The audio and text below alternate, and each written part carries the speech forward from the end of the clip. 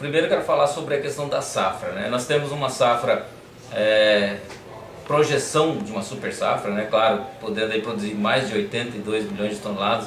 Um dos maiores pontos aí é com relação principalmente ao sul do Brasil, no caso do Rio Grande do Sul, você vê crescendo 58%, né? Então sai de 6 milhões de toneladas. É claro que nós tivemos uma dificuldade em virtude do clima, mas passando aí para mais de 12 milhões de toneladas. Então isso realmente é um grande número para o Rio Grande do Sul, assim como para o Brasil também. Você tem um crescimento, mesmo no Mato Grosso, nós vamos ter lá quase 1 milhão de hectares a mais de soja. São áreas que estão sendo ocupadas principalmente de pastagem. Esse é algo que está acontecendo no Brasil inteiro. Então você tem áreas de pastagem sendo ocupadas, por exemplo, por soja. Aqui no Rio Grande do Sul também, nos Pampas, acontecendo muito isso. Na Argentina vai acontecer muito isso. E na região também do Nordeste acontecendo também essa ocupação de áreas de pastagem por soja em particular. Então existe uma possibilidade de nós colhermos mais de 82 milhões de hectares, de toneladas de soja. Isso é bom ou é ruim? O que é? Não. Então quando você vê agora no curto prazo, nós estamos aí com números muito positivos de mercado. Eu, por exemplo, fechei, fico até aqui, até aborrecido. Toda vez que você fecha as soja, fica aborrecido. Mas essa é uma opção que o produtor tem que fazer. Eu fechei soja, por exemplo, ontem, a 27 dólares, Chicago. Desculpa, a saca em Mato Grosso, lá em Campo de Juro, a grande Campo de Juro, que eu sempre digo. Aí, por exemplo, no outro dia subiu 30 pontos. Então, quer dizer, eu poderia ter fechado a 28. Então, até quanto eu posso fechar? Esta é a grande pergunta. E foi incrível esse ano, porque eu, quando conversei com alguns especialistas, eu conversava com um falava assim, olha, a tendência é perigoso, é bom ir fechando. Aí eu conversava com outro, o cara falava assim, ó, vai cair. Outro falava assim, não, vai subir pra caramba, esse troço vai, não sei. Infelizmente um acertou, sempre tem um acerta e um acertou, que é o soja subir bastante. Agora existem já, aquele mesmo consultor, e eu, o que eu fiz? Eu não segui nenhum nem outro, eu fui fazendo a minha margem. Eu como produtor fui fazendo a minha margem. Aí teve o cara que acertou nesta safra para mim, sempre tem um que acerta, ele agora disse que é um perigo, que a tendência é de queda em março. Então agora, por que pode acontecer isso? Vamos supor, você pega aquele produtor que fala assim, não, eu não quero 30 dólares aqui no Rio Grande do Sul na saca de soja, 32, 35, 40, eu não quero 40 dólares na saca, estou chutando números para o produtor entender. Agora, o que pode acontecer? Se você for imaginar, a safra, ela a partir do momento que o Brasil plantou uma safra, ela plantou e ela está tudo bem com a safra, começaram a dar os números de que a safra está dentro da normalidade, você tem uma estimativa de uma produção, por exemplo, acima de 80 milhões de toneladas. E aí você vai para a Argentina, começa a ter também uma estimativa de uma produção bastante alta. O que pode acontecer? Realmente você pode ter um mercado para baixo. Primeiro, porque se tiver tudo bem, é natural que aconteça. Isso é questão de mercado, de oferta e procura. A grande risco que acontece é sempre isso, é aquele produtor que pode. Agora, também tem aquele produtor que fala assim, não, ele arriscou tudo, ele vai arriscar, fala assim, não, eu quero esperar realmente. Aí você tem uma safra ruim, dá um ano ruim de novo, você tem uma safra ruim na Argentina, aí deu uma safra ruim aqui no Brasil de novo, deu um problema, aí o Brasil não colheu 82 milhões de toneladas, o Brasil colheu 68, 70 milhões de toneladas, a Argentina colhe 45, 50 milhões de toneladas. É claro que a soja, qual que é o patamar dela? Não sei. Você entendeu? Agora sempre existe um número, mínimo, o número máximo, que chega um momento que acontece o que está acontecendo no fenômeno hoje, no caso do milho.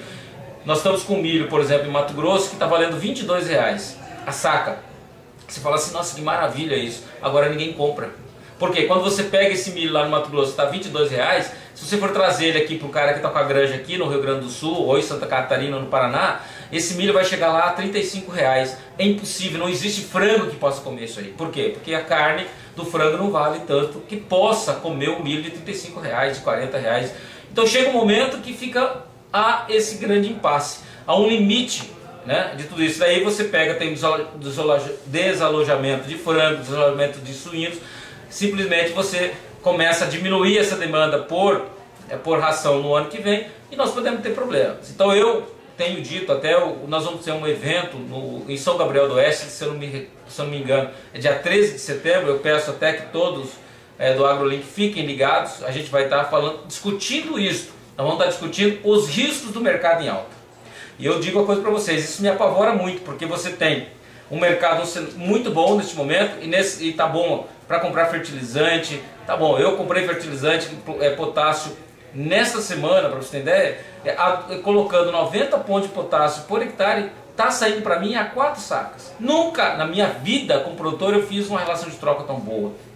Então nós estamos realmente num momento de muita lucratividade para quem comprou bem seus produtos, para quem vendeu, tá certo? Agora, qual que é o limite? Tudo tem limite, tudo que sobe, desce, tudo muda, né? Então é muito importante que as pessoas tenham muita cautela, saibam dos seus custos, saibam tudo isso, porque os Estados Unidos, para começar, nós dependemos muito da política também de etanol dos Estados Unidos. Então você tem um ano eleitoral, por exemplo, norte-americano, que pode influenciar, por exemplo, na agricultura americana.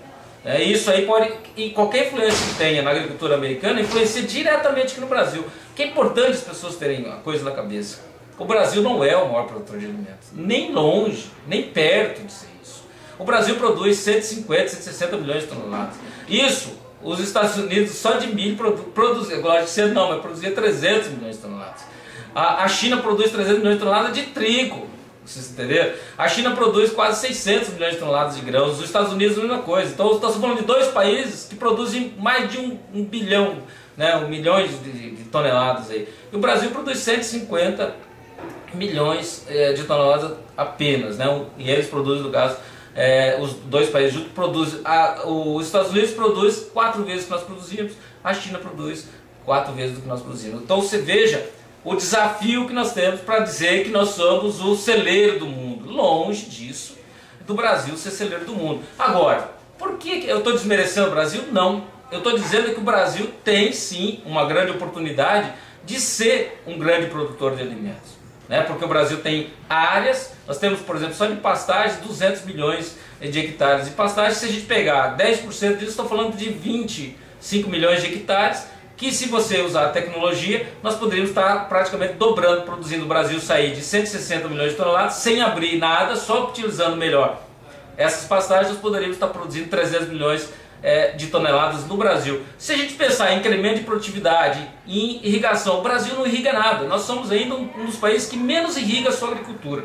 Se pensar o potencial hídrico que nós temos para irrigar, o Brasil, brincando, tem condições de se igualar a esses países, certo? Esta safra, todo mundo falando, comemorando. O Brasil comemora assim. O Brasil costuma comemorar a tragédia dos outros, né? Então o que acontece? Nós vamos comemorar porque o Brasil vai passar os Estados Unidos esse ano. Sim, mas nós vamos ultrapassar os Estados Unidos porque os Estados Unidos foi mal, colheu muito mal. Então o que acontece? Nós vamos produzir 82 milhões de toneladas, vamos produzir mais do que os Estados Unidos. Claro que vamos. Agora os caras geralmente eram para estar produzindo 90 e poucos milhões de toneladas. Ou seja, mas nós já estamos chegando lá por competência. Eu acho que isso que é importante. Nós vamos ser maior do que os Estados Unidos em soja? Vamos. Agora isso é a coisa mais importante do mundo? Não.